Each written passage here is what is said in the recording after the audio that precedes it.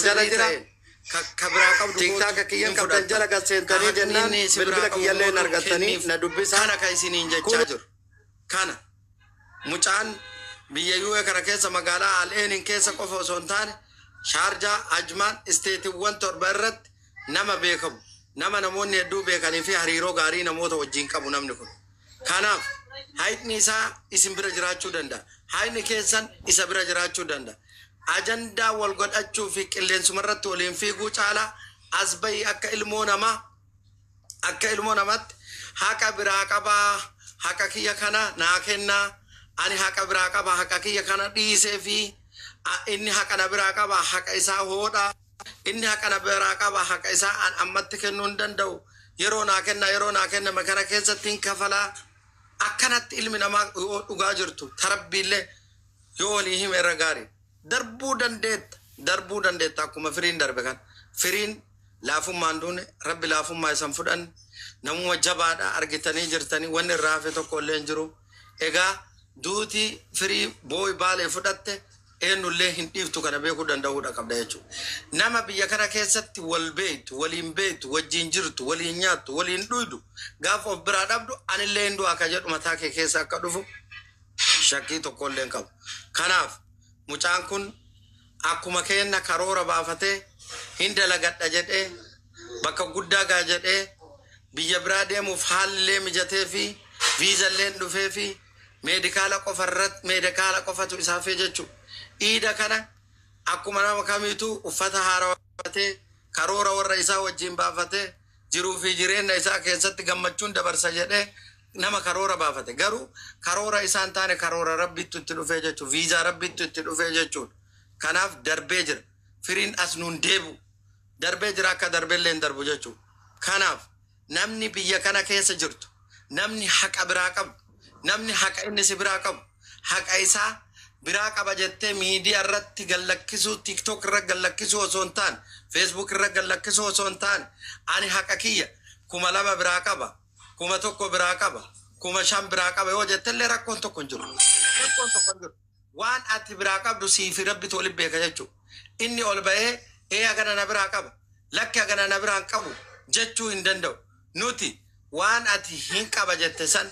yoo danda'ame namuma biyya kana keessan yoo danda'ame hiriyootuma waliin yoo dadhabame namoota biyya kanaan alallee itti gaafannu haqa kana isin deebisuuf isinii kennuuf qophiidha ka haqa inni si biraa qabu nu isinitti hin beeknu rabbii tokkocha isinif beekaa jechuudha. Koottaati akkaataa kanaan dubbadhaa nuti yeroo ammaa kanatti dhugaa rabbi haqa irraa qaba jettee miidiyaa irratti gaafa gallakkiftu garaan nu gubataa jechuudha. Akkuma nama tokkotti hiriyaa kenna hin jaalanna. Jaalala isa jaalannu kan ammoo haqa isaa ka ati biraa qabdu san kennuuf hin mirkaneessinaa jechuudha. Okay? Mucayyoon ho'i obboleettii teennaani maqaa isiin beeku Facebook irra gallakkiftee namni sheerina irratti godhee jechuudha. 1,000 waan ta'e 1,160 maal san anuu amma sa'a tana si dabarsuu danda'a akkaawuntii kee ergachuu dandeettaa jechuudha. Amma dhuftee immoo ana haqa biraa qaba akkana itti kenne haqa kiyya kana gaafachaa ture sagalee walii godhaa ture kunoo sagaleen kiyyaa na bira jira jechuu dandeetta mirga kan kee garuu immoo akkaataa kanaan mucaa kaleessa tare har'a awwaalame irratti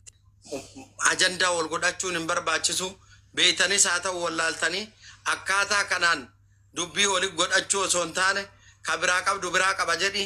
ka inni isin biraa qabu na biraa qaba jedhi akkaataa kanaan haa dubbannu namootuma as keessa dhufaniif dhiisaa yaada keessan kennadhaa egaa isaa tare rabbi itti araaramu hundi keessan du'aayii godhaafi dubbadhaa Faaxuma Baaliyo. Assalamu alaikum warahmatullahi wabarakatuh. Wa alaikum salam warahmatullah. Sabarani irrifadheer wannaadan ita galgala ergu addaan baane dhabe sida maate makina lafande wallahi makina leen lafaan hin dhoofne mucaani manuma ispoortii deemee achi deebi'ee uffatee haadha manaa isaaf namoota biraa wajjin suuqii deemanii waa bitanii yooma achi as deebi'an yaa osuma deemu speedii qorrisiisee gadi jennaan maa kolfita olin jettu jetteen isii yoo ol qabdu hin dubbatu silkii lafaan dha'ee jennaan rifattee hande bireekii ol kaaftee paarkingii dhaabanii ambulaansii bilbilanii ambulaansii waamanii hospitaala seeneetiniin ka jedhe yaa'u sa'aatota hedduu fi guyyaa tokko almost guyyaa lamaaf yaalamaa ture lubbuun isaa kaleessa darbe madhageenne jechuudha. لا وإنا إليها راجعون مو والله أنا سوداني أن تيك توك ما روح سوداني هذا كلام ريفتي مجاد تيك توك رار كيف ران تيك توك رار كيف ويا تكمل ما درو تيك توك رار كيف بس mana kiyya jala dhufee bar mujaan hirrifadhe bakka ana aboo wallahi laazim rabbi yeroo jannata isaa godhu aboo warroonni haqa isaa qabdan irraa warroonni haqa irraa qabdan dhufaatiin silkii baabaan wardiin fudhadhaatiin daawwana akka inni illee haqa birrii isin biraa qabu haqa isaa deebisaadha malee bannaa tiktok irratti poosti gootanii feesbuuk irra poosti gootanii birrii irraa qabna jedha obboleessa keessanii yoo rabbi si dandeesse dhiisii fi dhiisee fi jedhee seenii ka fudhachuu barbaadullee fudhadhuun irraa kafalaa si galee wala akkas godha malee duuta gagarana nyaate mucaan sun jechuun waan du'eelee itti fakkaatu ana wajjiroo ina fakkaata wallahi laziman rabbi hajaaraaramu walii miti wallahi du'aayi godhaa fi marti keessa kun namsi isaa akka turboote namni guyyaa karraa duudhe jiru shabaabni kenna wallahi of eeggadhaadha rabbiin nu warra kennaa kada khayrir no ajjeesu rabbi sanne warra jannata haa godhu tokko baba atammo jiraate silkii waddi isaa kana tiktok isaa san guba sonamni wanni godhin tiktok isaa sai dargine namni akkati dhageetii follow godheetii view lala jiru baaliyo ila amma maal si fakkaate amarraa kan dubbachaa jirru namni kenna gaafuma namni du'e ajandaa nama godhata gaafuma namni du'e bakka du'aa sanitti illee dhaabata namni kenna waan si ajaa'ibu baaliyoon sa'aatii almost amma sa'aatii 24 ta'uuf deema gara naannoo sa'aatii 10 waan ta'etti haasaa kadiir martuu namni kenna gaafa du'e sitti dhufa gaafa ati fayyaa qabdu kiiloomeetira takkarraa sitti hin dhiyaatu ka jedhu san irra gallakkisee duut godhee ture yoo argite sii gala egaa kana gadi lakkisee booda turtii sa'aatii 3 booda anumaa laayif irra bilbila kiyyaanuun turre bilbila nuura kaargotiin ture nama du'e jedhanii ma eenyu du'e jedhee gisee ani gaafadhu firiin du'e jedhanii akka inni hospitaala jiruun beeka wallahi dachittu nutti gaa'ee waan taanu dhabne namni mana isaatti hafeen jiru jechuu guyyaa kaleessa egaa aga dandaamaa ta'een garuu namni hedduun illee baanii nama haqa irraa qabullee gaafatanii nama inni haqa irraa qabullee dubbatanii akkaataa saniin wajjaan baaniitiin inni awwaalameetii jira kanaaf namni haqa irraa qabu nama haqa inni biraa qabu biyya kana keessa uqubii waliin seenutu jira biyya kana keessatti waa walirraa liqeeffachuu jira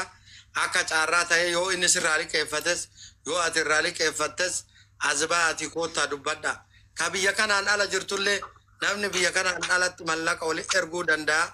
ati irraa fuudhuu dandeetta biyya naa galchi jechuu danda'a karaa hawaalatiin ta'uu danda'a inni means namni haqa mucaa kana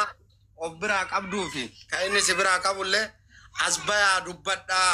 haqa isaa kennuuf kafaluuf qophiidha guyyaa har'allee osoo inni qabriin kaayamin hin duratti kanuma dubbatamaa ture kanaaf hundi keessa yoo haqa biraa qabaatte birriin kee guddaa ta'e xiqqaa ta'e kakattee ragaa sagalee wal biraa qabdan namni tokko waliin haasa'u malee waa walitti hin kennu jaran waa waliin haasa'u malee walitti hin kennu kunoo akkatti waliin haasofne sagaleellee walii goone hagana naa kenninaan jedhee hagana biyya naa galchi jedheeni akkaataa kanaan walitti kennine akkaataa kanaan walirraa fudhanne jedhaati kottaati fudhadhaa haqa keessan garuu mucaa du'ee qabrii keessa jiru ka ol bayeetini waa jechuu hin dandeenye akkamitti paablik gootanii mee rabbii keessanii jedha isa qabrii keessaa ol baafne sibiraa qabamu sibiraan qabu jennaan maal mooraalii akkamiin waan akkanaa gootan jama rabbii keessan ofirra sodaadha namni gaafa waa nama gaafatu nama lubbuun jiru yoo ta'e waliin irra duulanii waa irraa fuudhaniif katare hoo namuma jiru kanatu kafala namni biraa irraa kafaluu hin danda'u especially firoottan isaatu ittiin barbaannu jechuudha akka jiraattota biyya kanatti hiriyoonni isaa baay'ee mucaan nama hariiroo gaarii nama wajjin qabu irraa kafalama isinii kafalama kootaati nu gaafadhaa isiniin jedha ani kanuma isiniin jedha firii mucaa baalee nama akkaan jaalan nama akkaan walitti dhiyaannu nama hariiroo gaarii nama wajjin qabu akka ta'e hundi keessaniin beeytanii kanaaf mucaa darbeetiniin garaan keenya nu madaa iji keenya imimmaanee irratti haqa irraa qaba jettee poostii waan gootuuf hin qabdu kootu haqa kan kee gaafadhuu siin jedha ani kanuma jedha waan hafeetti dabala ani irraa bu'aane kalaas. السلام عليكم ورحمة الله وبركاته. وعليكم السلام ورحمة الله وبركاته. جلق برت إنا لله وإنا إليه راجعون. ونقول أن نجرو الحمد لله جتشورا إرجع ربي من أنا من أبدو. كنامتي كنا أقول اللي أزوته ونقول أن تكنجرو. ربي وان آري سكابوف كنا نقول كراو في بيكو دلقا. كوني كرامكين نمرة. أسي وان با أجد إجرا بابا نور الدين. Dhugaadha namni kenna waallee laallannu namni kenna karaa qaxxaamuraatiin eessaan duroomaa takkatti yoo taate malee maqaa waliillee laallataan jiru maqaa ofiillee laallataan jiru nan argata tokko FB tokko irratti akka nama waa irraa qabu wantoota garaagaraa maxxansan kuni gaarii miti namni kuni nama qaba nama malee hin dhalanne fira qaba maatii qaba aalii ollaa qaba. waan akkanaatu irra na jira irraa naa fuudhatu uuma malee reeffa isaa bakka inni du'eetti ana argaa fookiin duniyaa akkanaa irraa qabaaf gadi bahanii reeffa isaallee achitti akkas gochuun no gaarii miti yooma waayyuu irraa qabaatan namni kun haadha manaa qaba obboleeyyan qaba haadha abbaa illee qaba hiriyoottan qaba waan akkanaatu irra na jira ila rabbii kiyyaaf jedheen dhiiseen na argaa malee rabbi isaa haa araaramuuti karaa lakka waan akkana dhiisee fi waan akkana naa kennatu uuma kanaan alatti namni maqaa isaa balleessuudhaaf reeffa isaa achitti maqaa xureessuudhaaf maqaa maatii isaallee xureessuudhaaf na argaaf kana gootu yoo jiraate rabbii kee sodaadhu waan biraa siin hin jennu kun akka nuur baabaa nuraddiin jedhe kanatti as bahaatii waan inni isinirraa qabdan isinii kan nama ragaa qabatama ta'e waliin yaada amansiisaa ta'e waliin kanaan alatti ammootuyyuu saamichaaf anillee hagana irraa qabaaf namni kenna qaraa rabbiin sodaatu hagana goonaa yoo dhuftan no gaarii miti kanaaf ragaa qabatamaatiin akkuma beekamu kanaan dura